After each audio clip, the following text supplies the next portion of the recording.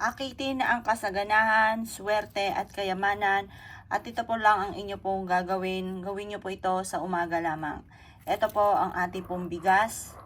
Ang bigas ay pumili ka ng mga mabibintog na bigas na magdudulot sa inyo ng swerte at masaganang pamumuhay. Ganon din po ang 3 dahon ng laurel at ganon din ang 3 na bawang. Subok na po ito na napakaswerte upang maakit ang swerte, kayabanan at kasaganahan bukod sa inyong pagiging masipag at matyaga. Ganito lamang, kayo po ay maglagay ng 3 dahon ng laurel dito sa inyong pong bigas. At pagkatapos, kailangan din po natin nitong ating 3 na bawang. Ang ibig sabihin ng 3 ay labis-labis na blessing. Ngayon po, ang gagawin nyo lamang, kayo po ay mag-iikot ng ganito ng 3 beses habang nagwi-wish po kayo na simula ngayon ay marami ng pera ang darating sa akin.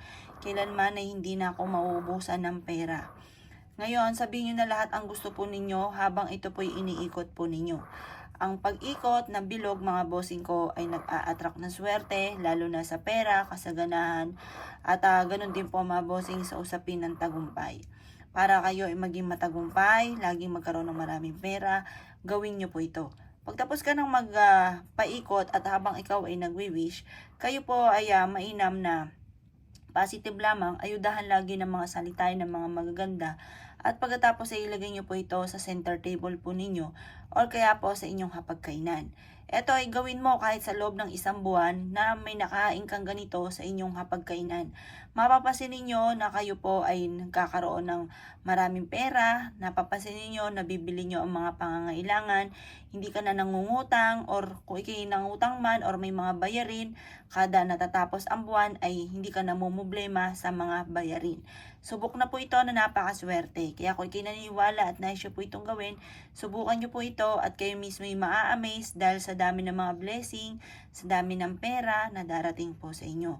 Basta kung ikay gagawa ng ganito, huwag ka na pong mag-alinlangan pa dahil wala naman pong masama na sumubok, lalo na kung ikabubuti naman at hindi ka mapapahamak at hindi ka mamalasin. Ito ay simple lamang sa pamamagitan lang ng 3 sangkap ng bigas na nag-a-attract ng pera, bawang na nagtataboy ng malas at nag-a-attract din ng pera, at yung ating pong dahon ng laurel for only wishes. Kaya kung ikigagawa ng ganito ay gawin nyo na po ito sa umaga lamang kahit anong araw, pero pinaka-the best na araw, Tuesday or Friday.